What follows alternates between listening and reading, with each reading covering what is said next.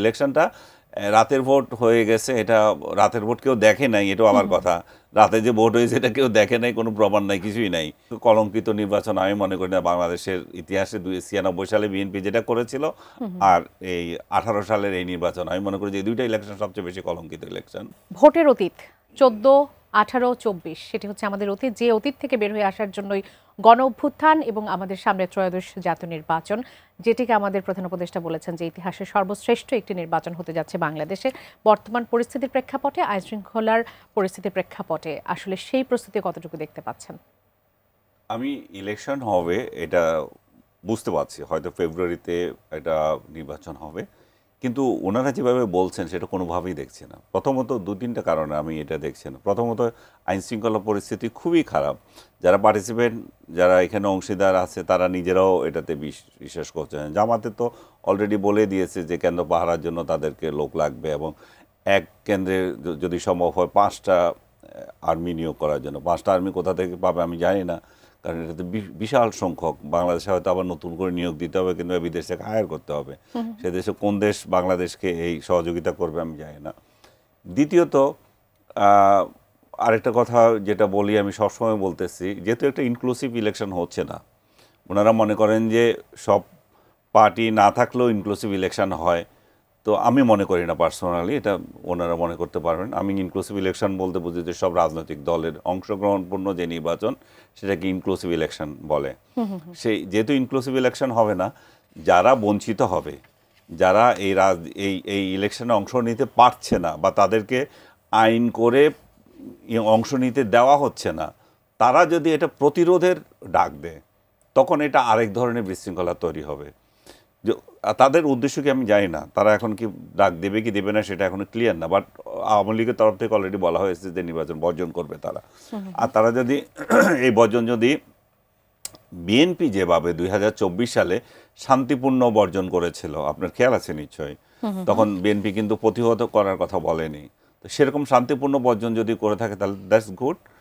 আর যদি বিএনপির মতো, বিএনপি জামাত যেভাবে 2014 সালে যে নির্বাচন হয়েছিল, যে সর্বাত্মক এটা মানে প্রতিরোধের মানসিকতা নিয়ে আওয়ামী লীগ যদি সেটা করে, তাহলে এখানে রক্তক্ষয়ের সম্ভাবনা আছে। কারণ আমরা যদি স্মরণ করি, প্রায় 200 লোক ওই ঘটনায় মৃত্যুবরণ করেছিল, প্রায় 200 স্কুল কলেজ জ্বালিয়ে দেওয়া হয়েছিল যেগুলো ভোট কেন্দ্র ছিল, এবং প্রিসাইডিং অফিসারকে পর্যন্ত হত্যা করা হয়েছিল। সো আমরা সেরকম একটা কাল দেখতে চাই না।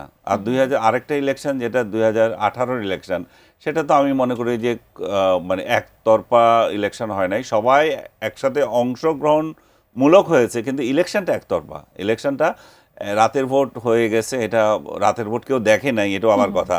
রাতে যে ভোট হয়েছে এটা কেউ দেখে নাই, কোনো প্রমাণ নাই, কিছুই নাই। কিন্তু রাতে যে ভোট হয়েছে এটাতে কারো সন্দেহ নাই, এবং দেখে নাই কিন্তু সন্দেহ নাই কারো। তো সেরকম একটা ভোট হয়ে গেছে। হয়ে যাওয়ার পর যে নির্বাচন হয়েছে, এর থেকে কলঙ্কিত নির্বাচন আমি মনে করি না বাংলাদেশের ইতিহাসে। 96 সালে বিএনপি যেটা করেছিল আর এই 18 সালের এই নির্বাচন, আমি মনে করি যে এই দুইটা ইলেকশন সবচেয়ে বেশি কলঙ্কিত ইলেকশন। যে মানে আজগবিভাবে, এবং এটা জাভেদ পাটোয়ারি সম্ভবত এ দায়িত্বে ছিল, পুলিশ বাহিনীকে দিয়ে এরকম একটা ভোটের আয়োজন করেছিল, এবং রাতে এত সুচারুভাবে এমন একটা ইলেকশন করেছে, কোনো এভিডেন্স পর্যন্ত রাখে নাই। পুলিশের লোক তো জানে যে কোনভাবে এভিডেন্স রাখলে কি হয়। সবাই দেখছে যে একটা ভোট হচ্ছে, কিন্তু সবাই আবার সকালে টের পেল যে ভোটটা কীরকম হয়েছে।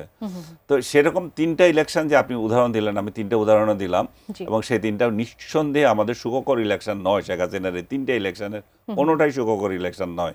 এবং সেই প্রেক্ষাপটে আবার যদি একটা ইলেকশন একই স্টাইলে আমরা করতে যাই, তাহলে সেটা কতটা সুখকর হবে সেটা নিঃসন্দেহে আর বলার অপেক্ষা রাখে না।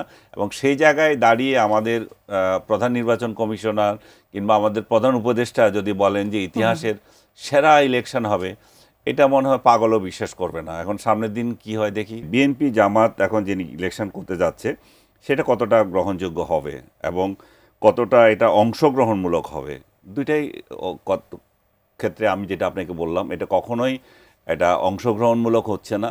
এটা একদলীয় ইলেকশন হচ্ছে, একদলীয় ইলেকশন না, 2 দলীয় ইলেকশন হচ্ছে।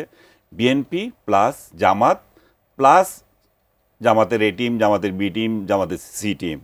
সো এই 2টা দলের একটা যে ইলেকশন হচ্ছে, সেই ইলেকশন তো নিঃসন্দেহে অংশগ্রহণমূলক হচ্ছে, কিন্তু ইনক্লুসিভনেস এখানে থাকছে জি। না।